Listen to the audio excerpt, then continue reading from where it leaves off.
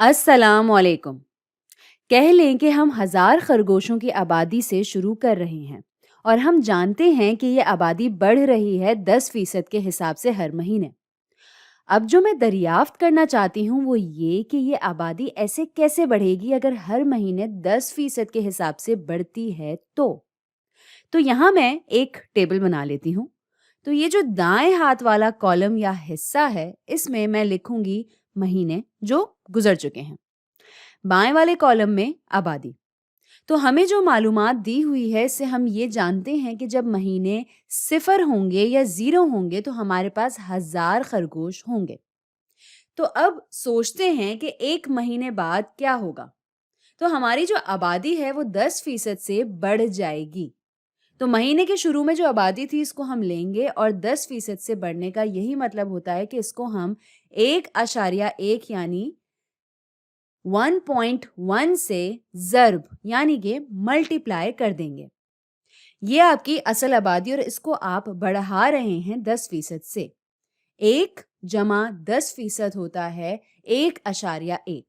تو ہم اس کو ضرب کریں گے یا ملٹی پلائی کر سکتے ہیں 1.1 یعنی 1.1 سے، اور یہ ہم جانتے ہیں کہ 1100 بنتا ہے، لیکن اس کو ابھی ہم لکھ لیتے ہیں ایسے 1000 ضرب 1.1۔ اب سوچتے ہیں کہ کیا ہوگا جب ہم دوسرے مہینے میں جائیں گے۔ اب ہوگا یہ کہ جو آبادی ہمارے پاس تھی مہینے کے شروع میں اس کو ہم ضرب دیں گے پھر سے 1.1 یعنی 1.1 سے۔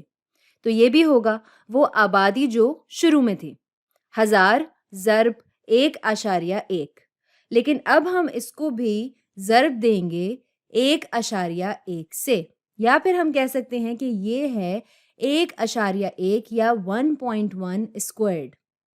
اور اب شاید آپ کو یہاں ایک تسلسل ابھرتا ہوا نظر آ رہا ہوگا، یعنی کہ ایک پیٹرن۔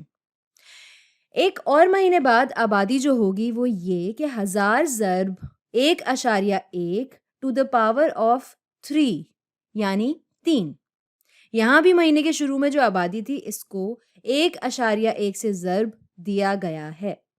اور اگر آپ مستقبل میں مہینوں تک جائیں، یہاں n سے مراد ہے مہینے، تو آپ دیکھ سکتے ہیں کہ آبادی کیا ہوگی، 1000 ضرب 1.1 to the power of n۔ اب یہاں ہم کہہ سکتے ہیں کہ سمجھ لیں آبادی ہے p، انگریزی زبان کا لیٹر p، اور یہاں n سے مراد ہے مہینے۔ یہ برابر ہوگی ہماری ابتدائی آبادی کے جو کہ ہے 1000، اور یہ ہوگا ملٹی پلائی یعنی کہ اس کو ضرب دیں گے 1.1 سے to the power of n۔ اب شاید آپ کہیں کہ ہاں کچھ سمجھ میں آتا ہے، لیکن صرف ایک جائزہ لینے کے لیے ہم دیکھتے ہیں کہ 10 سال بعد کیا ہوگا۔ تو 10 سال ہوں گے 120 مہینے، تو آبادی جو ہوگی 120 مہینوں کے آخر میں 1000 ضرب 1.1 ٹو دا پاور آف 120 یعنی 120۔ یہاں مجھے ایک کیلکولیٹر کی ضرورت پڑے گی، اس کو میں اپنے دماغ میں نہیں کر پاؤں گی۔ تو یہ ہوگا 1.1، اس کو ہم کریں گے ٹو دا پاور آف 120 یعنی کہ 120، تو آئے گا یہ، اور اس کو ہم ضرب دیں گے ہماری ابتدائی آبادی سے جو کہ ہے 1000، اور یہ آ جائے گا تقریباً 93 لاکھ خرگوش یعنی 93 لاکھ خرگوش۔ اس کو میں لکھ لیتی ہوں۔ تو شروع ہم نے کیا تھا 1000 سے، اور اب ہمارے پاس ہوں گے تقریباً 93 لاکھ خرگوش، اور ہم پچھلے 10 سال میں 93,000 کے فیکٹر سے بڑھیں گے۔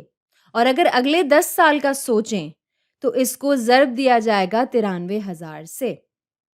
تو اس طرح آپ کو یہ احساس ہوتا ہے کہ ہر مہینے 10% سے بڑھنا کافی تیز بڑھنا ہوتا ہے، لیکن ایسے خرگوشوں کی آبادی کے لیے جن کے لیے جگہ یا کھانے کا یا پریڈیٹرز کا کوئی مسئلہ نہ ہو، یہ کوئی حیران کن بات نہیں ہے۔ اور اگر آپ ان خرگوشوں کی آبادی کا ایک چارٹ یا گراف بنانا چاہیں وقت کے حوالے سے تو یہ کچھ ایسا ہوگا۔ اس ایکسس کو ہم وقت لیتے ہیں، مہینے، اور اس ایکسس کو آبادی۔ اس طرح کی ایکویشن یا مساوات یہ ایک ایکسپونینشل فنکشن ہے۔ تو آپ کی آبادی وقت کے حوالے سے کچھ ایسی دکھے گی، ایک ہاکی کی طرح، اور اگر آپ ان خرگوشوں کو ریپروڈیوس کرنے دیں کچھ لمبے عرصے تک تو یہ شاید ہماری اس دنیا پہ راج شروع کر دیں، اگر ان کے پاس اتنی جگہ اور کھانا ہو۔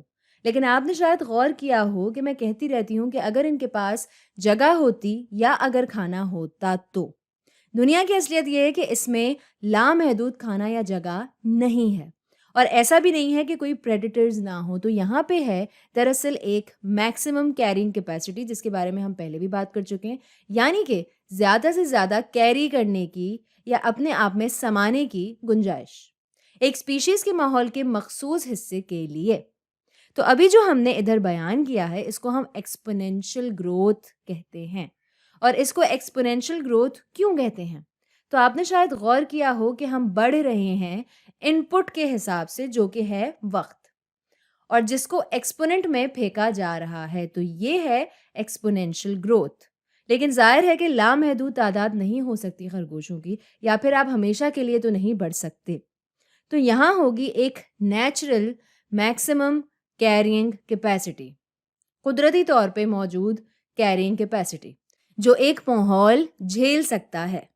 تو اصلی گروتھ جو آپ دیکھیں گے جب آبادی ہوگی اس کیرنگ کیپیسٹی سے کافی نیچے، اس کو ایکسپونینشل گروتھ کے ساتھ ماڈل کرنا مناسب ہوگا۔ لیکن جیسے جیسے یہ قریب آتی جائے گی کیرنگ کیپیسٹی کے، یہ اس کی طرف بڑھے گی، لیکن اس کو کراس یا اس کو عبور نہیں کرے گی۔ اور یہ صرف ایک ماڈل ہے، اور بھی صورتحال ہو سکتی ہے۔ شاید یہ اوپر بڑھے اس کی طرف اور اس کو کراس کر کے آگے بھی نکل جائے، پھر اس کے ارد گرد سائیکل کرے۔ تو یہ سارے مختلف طریقے ہیں اس کے بارے میں سوچنے کے۔ لیکن جو ایک عام خیال ہے وہ یہ کہ آپ توقع نہیں رکھیں گے کہ کوئی بھی چیز بلا روک ٹوک یعنی انفیٹرڈ بڑھتی جائے گی ہمیشہ کے لیے۔ اب یہ جو نیلا کرو ہے جس کو لوگ عام طور پر استعمال کرتے ہیں آبادی کو ماڈل کرنے کے لیے، اس کو ہم کہتے ہیں لاجسٹک گروتھ۔ تو جو عام خیال ہے یہاں پر وہ یہ کہ جب آبادی محدود نہیں ہوتی ماحول سے یا کھانے سے، حوالہ جات سے یا جگہ سے، تو یہ ایکسپونینشلی بڑھ سکتے ہیں۔ اور یہ والا ماڈل اس صورتحال کو بیان کرنے کے لیے سب سے اچھا ہے۔ تو آج کے لیے اتنا ہے۔